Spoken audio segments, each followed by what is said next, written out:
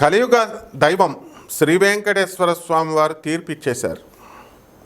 మనకి పోతులూరు వీరబ్రహ్మేంద్ర స్వామి వారు చెప్పిన, నాస్ట్రడామస్ చెప్పిన, వంగాబాబా చెప్పిన 2025 సంవత్సరం నుంచి మనకి కలియుగ అంతం ప్రారంభం కాబోతోందన్నారు.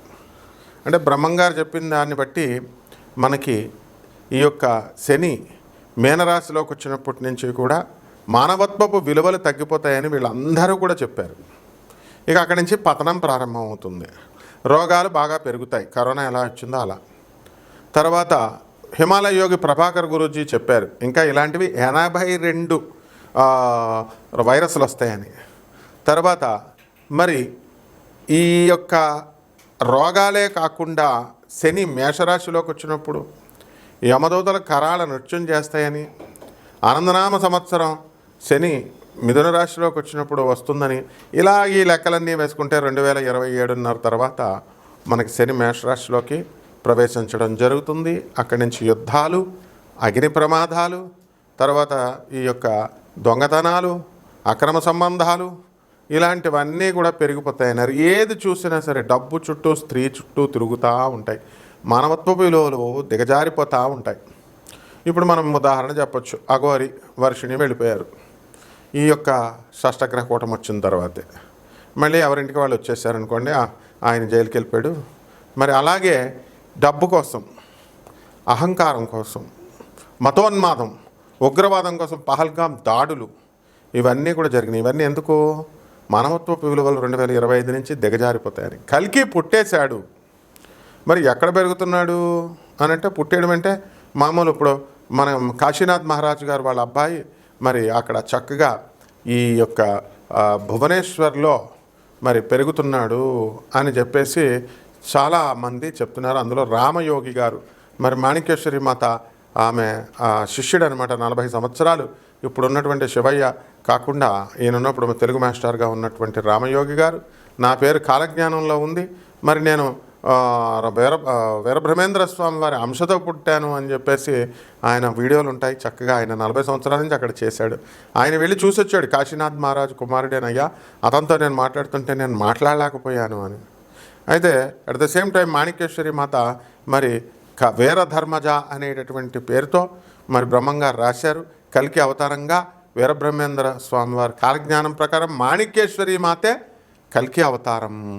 ఇవి మాణిక్యేశ్వరి మాత కాదు అని అనడానికి ఎవరికి అంత దమ్ములు లేవు, సీనులు లేవు, మీ అందరికీ కూడా ఎవరికీ ఉండవు అనమాట. ఎందుకంటే మాణిక్యేశ్వరి మాత జగజ్జనని. ఆమె లక్షలాది మంది భక్తులు వచ్చారు. 5వ క్లాసు 2వ క్లాసు చదవకపోయినా కూడా ఆమె అవధూత అని అందరూ దండం పెడతారు. ఆ తర్వాత అప్పుడు ఆమెను అమ్మవారుగా అందరూ కూడా కొలుస్తున్నారు. ఆశ్రమాలు ఉన్నాయి, ఇవన్నీ కూడా ఉంటాయి.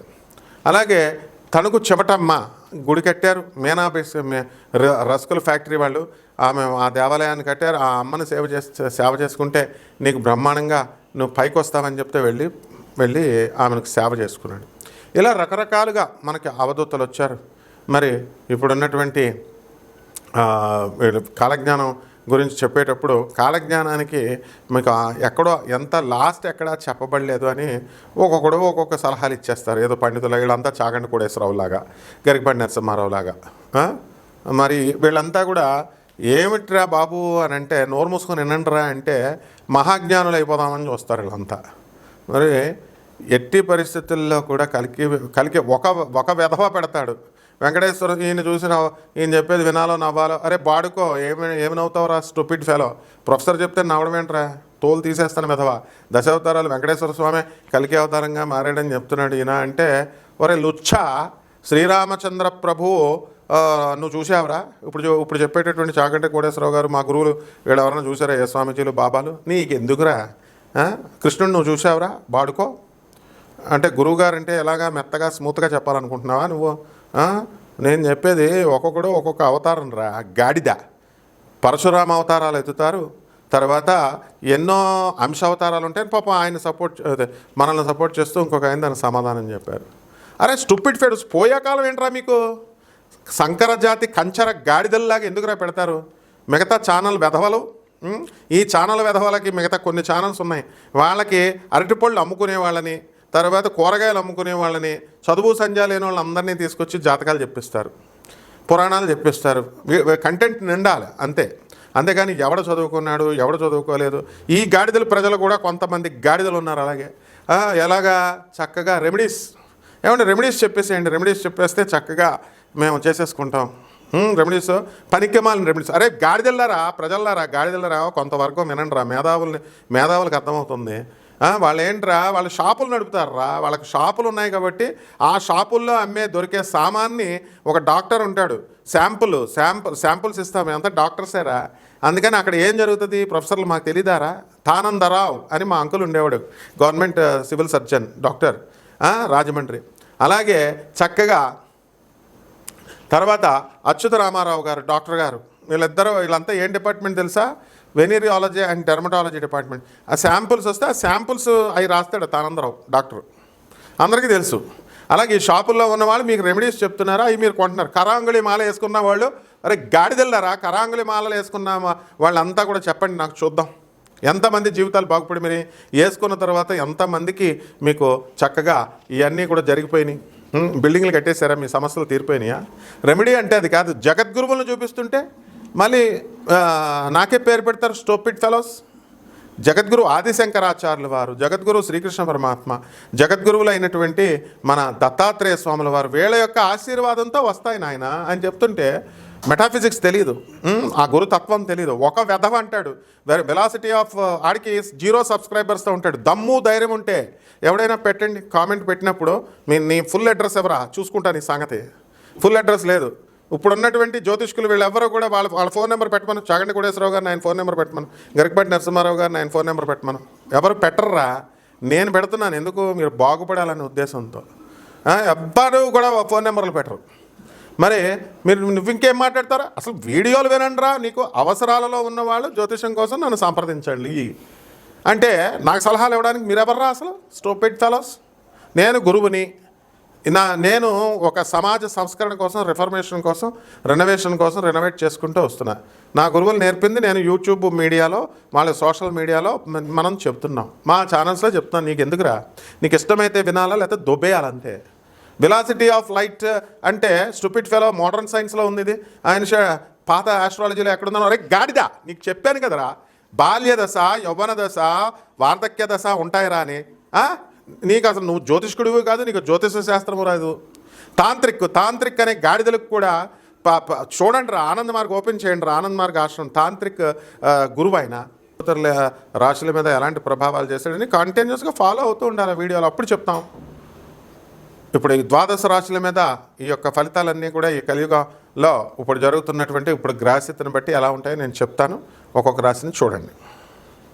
ధనుస్సు రాశి. ఈ ధనుస్సు రాశి వారందరికీ కూడా శ్రీ వెంకటేశ్వర స్వామి వారి దయ వల్ల, ఆ తర్వాత ఇప్పుడు ఉన్నటువంటి కస్ప పీరియడ్ జరుగుతోంది, సంధికాలం. దాని రీత్యాను ధనుస్సు రాశి వారికి అందరికీ కూడా అర్ధాష్టమంలో శని శుక్రులు నడుస్తున్నారు. రాహువు మరి మీనరాశి నుంచి కుంభరాశిలోకి వచ్చే చక్కటి పరిస్థితుల్లో ఉన్నాడు. మీ సోదరులందరూ కూడా డెవలప్మెంట్ అవ్వడం జరుగుతుంది. ఫారెన్ వెళ్ళేటటువంటి అవకాశాలు మీకు మెరుగుపడతాయి. అలాగే ఈ యొక్క ధనుసు రాశి వారికి మరి షష్ఠ స్థానంలో ఉన్నటువంటి గురుగ్రహము చక్కగా మిథున రాశిలోకి వచ్చిన తర్వాత బాగుపడడం అనేటటువంటివి జరుగుతాయి. వివాహాలు కానటువంటి వాళ్ళకి వివాహాలు అవ్వడానికి అవకాశాలు ఉన్నాయి. మరి మీ యొక్క రవి బుధులు ఇద్దరు కూడా కలిసి మనకి బుధాదిత్య యోగాన్ని ఏర్పాటు చేస్తూ వృషభ రాశిలో ఉండడం ద్వారా మనకి ఈ ధనుస్సు రాశి వారికి అందరికీ కూడా అద్భుతమైనటువంటి లాభాలు జరుగుతాయి. కార్లు లేనటువంటి కార్లు, స్కూటర్లు లేనటువంటి వాళ్ళు స్కూటర్లు, ఇలాంటివన్నీ కూడా కొనడం అనేటటువంటిది జరుగుతుంది.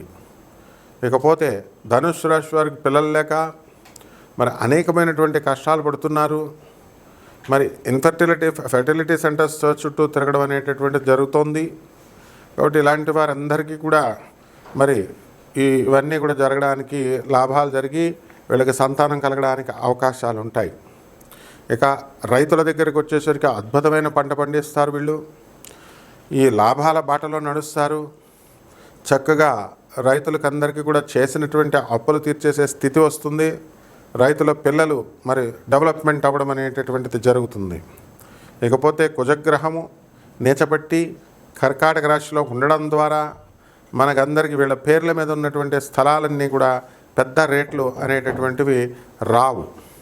ఈ విధంగా మనకి ఈ యొక్క రాశి వారికి, ఈ యొక్క ధనుస్సు రాశి వారికి కొన్ని పరిహారాలు చెబుతాం. ఆ పరిహారాలు ఏమిటంటే, మనకి అర్ధాష్టమంలో ఉన్నటువంటి శని, ఆ శని జపం చేయండి, శని స్తోత్రాలు చదవండి. శనికి కిలోంపావు నల్ల నువ్వుల్ని, నల్లని వస్త్రాన్ని పేద బ్రాహ్మణులకి మనం శనివారం నాడు ఉదయం 8 గంటలకి దానం చేసుకోండి. మీకు బ్రహ్మాండంగా పుచ్చకాయలాగా మీ జీవితం బ్రహ్మాండంగా సక్సెస్ఫుల్ అవుతుంది.